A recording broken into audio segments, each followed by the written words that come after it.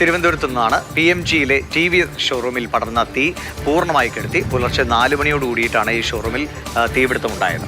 അഗ്നിരക്ഷാസേനയുടെ 10 യൂണിറ്റുകളെത്തി ഷോറൂമിനുള്ളിൽ പ്രവേശിച്ചാണ് തീ കെടുത്തിയത്. തീപിടുത്തത്തിന് കാരണം ഷോർട്ട് സർക്യൂട്ടാണെന്നാണ് പ്രാഥമിക നിഗമനം. നിരവധി സ്കൂട്ടറുകളും വാഹനങ്ങളുടെ സ്പെയർ പാർട്സും കത്തി നശിച്ചിട്ടുണ്ട്.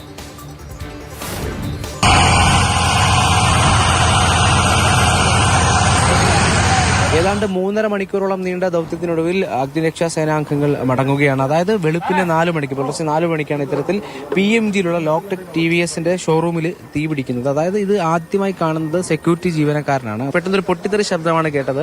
ഈ ഗേറ്റ് തുറക്കാനുള്ള സാവകാശം പോലും ലഭിച്ചില്ല. ഈ ഗേറ്റ് ചാടിക്കടന്ന് തൊട്ടപ്പുറത്ത് കാണുന്ന ലൂർദ് പള്ളിയിലെ സെക്യൂരിറ്റി ജീവനക്കാരുടെ വിവരം അറിയിച്ചിട്ടാണ് അഗ്നിരക്ഷാ സേനാംഗങ്ങളെ വിളിച്ചത്. വലിയ ശബ്ദം ഉണ്ടായിരുന്നു, പൊട്ടിത്തെറിയായിരുന്നു. മുൻ സൈഡിലായിരുന്നു, വണ്ടിയുടെ ഇടയ്ക്കായിരുന്നു ആയിരുന്നത്.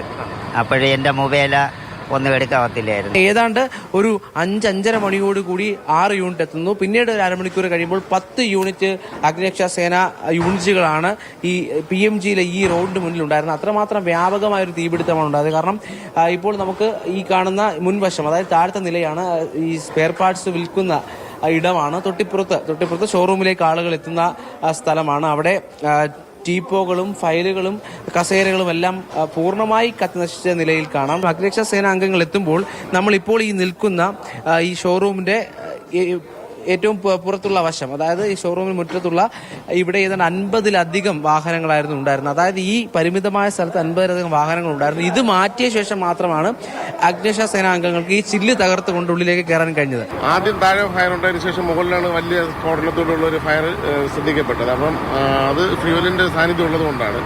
പിന്നെ അത് ഷോർട്ട് സർക്യൂട്ടാണോ, വേറെ ഏതെങ്കിലും രീതിയിലാണോ, വേറെ എന്തെങ്കിലും മാർഗത്തിലാണോ ഈ ഫയർ ഉണ്ടായതെന്ന് നമുക്ക് ഈ ഘട്ടത്തിൽ പറയാൻ സാധിക്കില്ല. വളരെ കൺജസ്റ്റഡ് ആയിട്ടുള്ള വളരെ കുറച്ച് സ്പേസിന് മാക്സിമം അവർ യൂട്ടിലൈസ് ചെയ്തിരുന്നു. അതുകൊണ്ട് റെസ്ക്യൂ ഓപ്പറേഷൻ വളരെ ശ്രമകരമായിരുന്നു. അപകടം പറ്റാനുള്ള സാധ്യതകളുണ്ട്.